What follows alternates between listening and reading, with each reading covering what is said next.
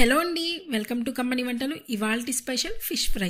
తినడం ఇష్టం, చేసుకోవడం కష్టం అనుకునే వారికి చాలా సింపుల్గా టేస్టీగా ఎలా చేయాలో చూపిస్తాను.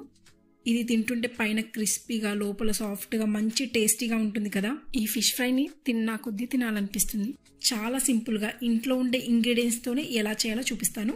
ఇక్కడ నేను 1/2 kg కొరమీను చేపలు తీసుకున్నాను. వీటిని నీట్గా ఉప్పు వేసుకొని కడగాలి. అలాగే వీటికి ఇలా ఒక ఫోక్ స్పూన్తో ఇలా గుచ్చుకోవాలి.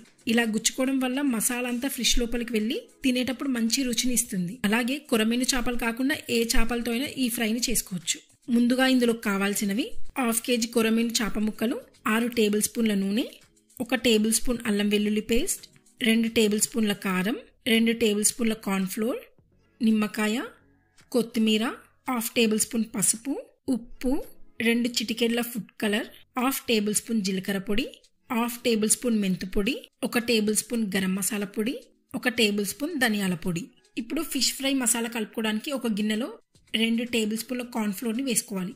కార్న్ఫ్లోర్ వేసుకోవడం వల్ల మసాలా అంతా ఫిష్లోకి బాగా పడుతుంది. అలాగే పైన క్రిస్పీగా కూడా వస్తుంది.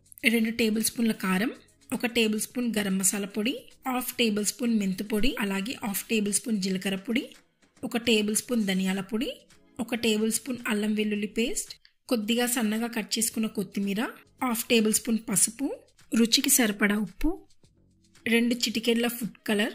ఇది మీ ఆప్షన్ అండి, వద్దు అనుకుంటే కనుక స్కిప్ చేయొచ్చు. ఇలా ఒకసారి అంతా కలుపుకోవాలి.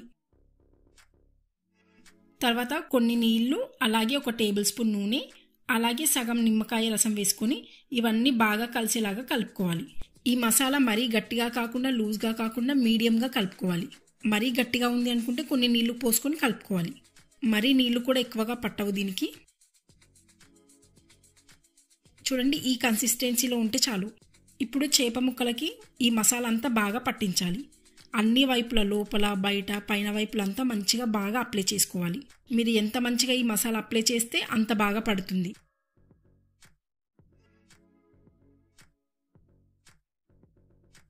ఇలా అన్ని ముక్కలకి మసాలాలంతా బాగా పట్టించాలి.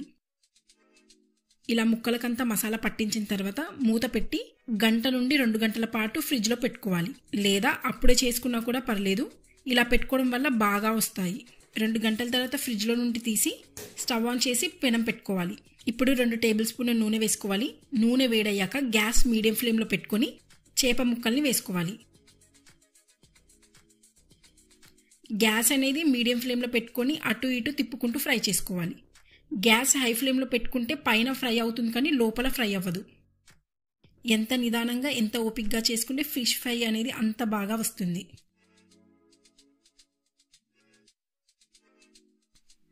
ఇలా మధ్యలో ఒకసారి 1 టేబుల్ స్పూన్ నూనె వేసుకోవాలి.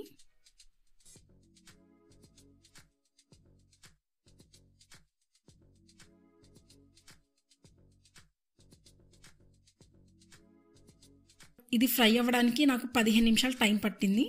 చూడండి, ఇలా ఫ్రై అయిన తర్వాత వేరొక దాంట్లోకి తీసుకొని మిగతా చేప ముక్కల్ని కూడా ఇలాగే ఫ్రై చేసుకోవాలి.